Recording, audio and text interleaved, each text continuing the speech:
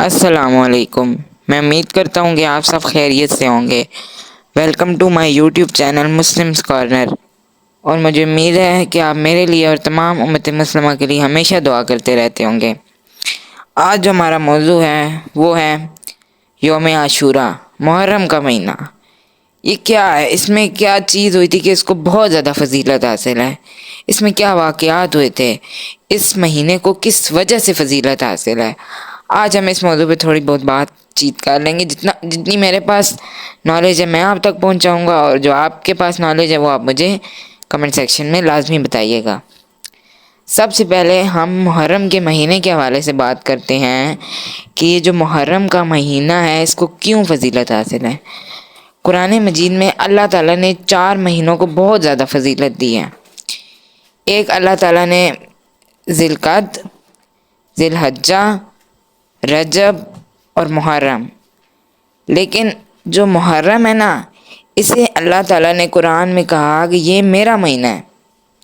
یہ جو محرم کا مہینہ ہے یہ اللہ کا مہینہ ہے، یعنی اس میں جتنے آپ نیک اعمال کریں گے اس کی آپ سمجھے کہ نیکیاں بڑھتی جائیں گی، انکریز ہوتی جائیں گی، ڈبل ہوتی جائیں گی۔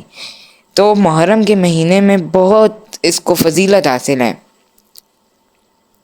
حضور صلی اللہ علیہ وسلم کے دور میں 10ویں محرم جسے یوم عاشوراء کہتے ہیں، تو وہاں کے لوگ یوم عاشوراء کا روزہ رکھتے تھے۔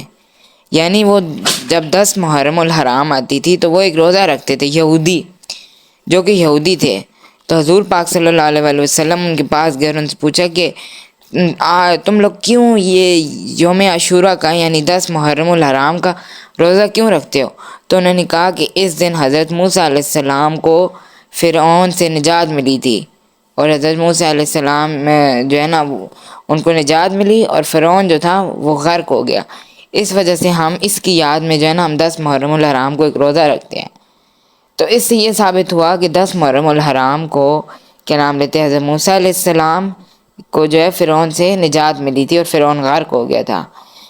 تو جب حضور صلی اللہ علیہ وسلم نے یہ بات سنی تو حضور صلی اللہ علیہ وسلم نے خود روزہ بھی رکھا اور دوسروں کو حکم بھی دیا کہ یہ تم روزہ تمام جتنے بھی اس ٹائم مسلمان تھے ان سب کو حکم دیا کہ یہ روزہ رکھو، کیونکہ جس ٹائم رمضان کے روزے فرض نہیں ہوتے اس ٹائم یوم عاشوراء کا روزہ رکھا جاتا تھا۔ یہ ہمیں جو ہے نا یہ بات حضرت اماں عائشہ رضی اللہ تعالیٰ عنہ نے بتائی ہے، یعنی ان سے جو ہے نا یہ بات انہوں نے ذکر کی ہے کہ جب رمضان کے روزے فرض نہیں ہوئے تھے تو یوم عاشوراء کا یعنی 10 محرم الحرام کا روزہ رکھا جاتا تھا۔ تو یہی میں آپ سے بات کر رہا تھا کہ یوم عاشوراء کو بہت فضیلت حاصل ہے۔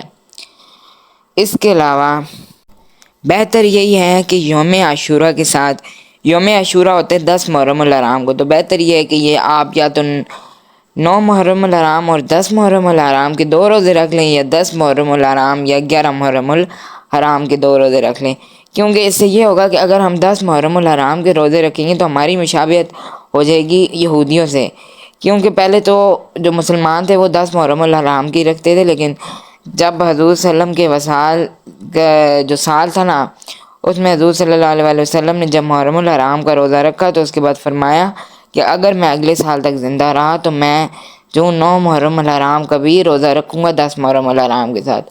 تو اس سے یہی ثابت ہوتا ہے کہ جو 9-10 محرم ہے اس کا روزہ کی بڑی فضیلت ہے، یا 9-10 رکھ لیں یا 10-11 رکھ لیں یا 10 بھی رکھ لیں، لیکن زیادہ بہتر ہے کہ 2 روزے رکھیں اکٹھے 9-10 یا 10-11۔ تو اس میں جو زیادہ تر جو واقعات ہوئے ہیں یوم عاشوراء کے، ان میں جو اہم واقعات یا کوئی واقعات جو بیان کیے گئے ہیں ان میں ایک تو میں نے آپ کو بھی بتایا کہ حضرت موسیٰ علیہ السلام کو جو ہے وہ فرعون سے نجات ملی اور فرعون غرق ہو گیا۔ دوسرا 10 محرم الحرام ہی کو حضرت یونس علیہ السلام جو 40 دن مچھلی کے پیٹ میں رہے انہیں 10 محرم الحرام کو ہی مچھلی کے پیٹ سے نکالا گیا۔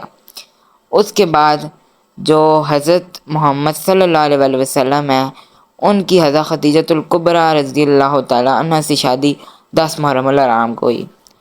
اس کے بعد حضرت آدم علیہ السلام دنیا میں جب وہ تشریف لائے، حضرت آدم علیہ السلام اور حضرت اماں حوا، تو وہ بھی 10 محرم الحرام ہی کا دن تھا۔ اس کے علاوہ حضرت عیسیٰ علیہ السلام کو یہودیوں سے نجات کے لیے جب اللہ تعالیٰ نے آسمان میں اٹھایا تو وہ دن بھی 10 محرم الحرام کا تھا، اور ایسا دن جو تمام مسلمانوں کو یاد ہے وہ ہے جو 10 محرم الحرام میں ہوا تھا، وہ ہے حضرت حسن اور حضرت حسین رضی اللہ تعالیٰ عنہ کی شہادت، جو کہ ہر مسلمان کو اس کے بارے میں جو ہے نا بہت جب سنتے ہیں تو بڑا ہمیں فخر محسوس ہوتا ہے، اور ایک طرف سے تھوڑا دکھ بھی ہوتا ہے۔ تو جب ان کے ساتھ جو ظلم وغیرہ ہوا تھا اور جو بھی ہوا تھا اس کے بارے میں، لیکن وہ انشاءاللہ میں بعد میں آپ کو وہ واقعہ سارا سناؤں گا۔ تو یہ کچھ اہم واقعات تھے جو 10 محرم الحرام کو ہوئے تھے، اور اس کی بہت زیادہ فضیلت ہے، اور ہم سب کو چاہیے کہ یوم عاشوراء کا روزہ لازمی رکھے۔ اب میرا مقصد آپ کو صرف یہ بتانا ہے کہ اللہ تعالیٰ بہانے ڈھونڈتے ہیں، کہ اللہ تعالیٰ بہانے ڈھونڈتے ہیں تاکہ میرا بندہ میرے سے قریب ہو۔ اللہ تعالیٰ نے بہت سے مقامات کو فضیلت دی، جس طرح خانہ کعبہ، مسجد نبوی، مسجد اقصیٰ۔ اس کے علاوہ اللہ تعالیٰ نے کچھ راتوں کو فضیلت دی، جس طرح لیلۃ القدر ہوتی ہے، اور مختلف راتیں اور بھی ہیں۔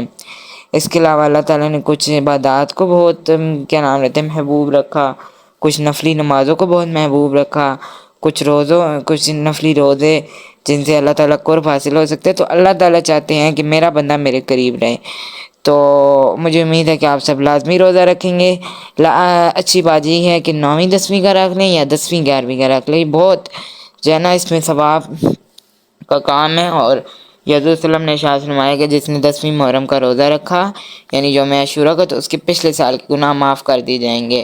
تو امید ہے کہ آج کا جو میرا آپ کو پیغام یہی ہے کہ لازمی 10ویں 11ویں کا رکھ لیں یا 9ویں 10ویں کا رکھ لیں۔ تو بس یہی پیغام ہے میرا آج کا کہ لازمی روزہ رکھنا ہے۔ انشاءاللہ کل نئی ویڈیو میں ملاقات ہوگی، تب تک اپنا خیال رکھیے گا، اور تمام امت مسلمہ کے لیے دعا کرتے رہیے گا۔ اللہ حافظ۔